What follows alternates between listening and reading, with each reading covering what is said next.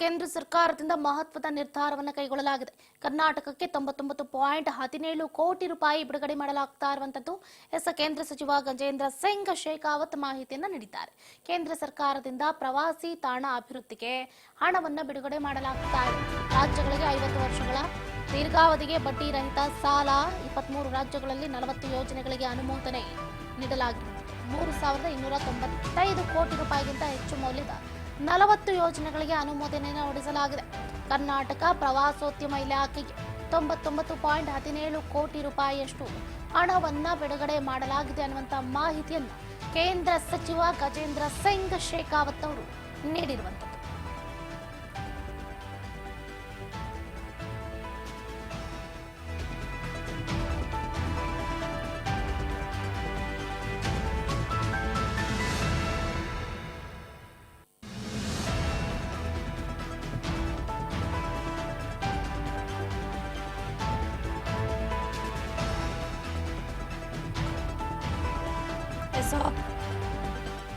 ಕೇಂದ್ರ ಸಚಿವ ಗಜೇಂದ್ರ ಸಿಂಗ್ ಶೇಖಾವತ್ ಅವರು ಒಂದು ಗುಡ್ ನ್ಯೂಸ್ ಅನ್ನು ಕೊಟ್ಟಿದ್ದಾರೆ ಅಂತಾನೆ ಹೇಳಬಹುದು.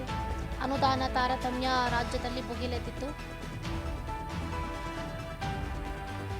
ಮುಖ್ಯಮಂತ್ರಿ ಸಿದ್ದರಾಮಯ್ಯವರು ಕೂಡ ವಿತ್ತ ಸಚಿವೆ ನಿರ್ಮಲಾ ಸೀತಾರಾಮನ್ ಅವರ ಜೊತೆ ಸುದೀರ್ಘವಾಗಿ ಮಾತುಕತೆ ಚರ್ಚೆಯನ್ನು ಕೂಡ ನಡೆಸಿತು. ಆ ಚರ್ಚೆ ಬೆನ್ನಲ್ಲೇ ಕರ್ನಾಟಕಕ್ಕೆ 99.17 ಕೋಟಿ ರೂಪಾಯಿಯಷ್ಟು ಬಿಡುಗಡೆ ಮಾಡ್ತಾ ಇದ್ದೀವಿ ಅಂತ ಗಜೇಂದ್ರ ಸಿಂಗ್ ಶೇಖಾವತ್ ಅವರು ಮಾಹಿತಿಯನ್ನು ಕೊಟ್ಟಿದ್ದಾರೆ.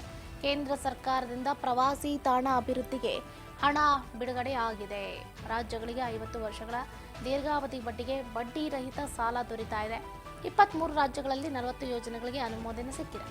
3,295 ಕೋಟಿ ರೂಪಾಯಿಗಿಂತ ಹೆಚ್ಚು ಮೌಲ್ಯದ 40 ಯೋಜನೆಗಳಿಗೆ ಅನುಮೋದನೆ ದೊರೆತಿದೆ.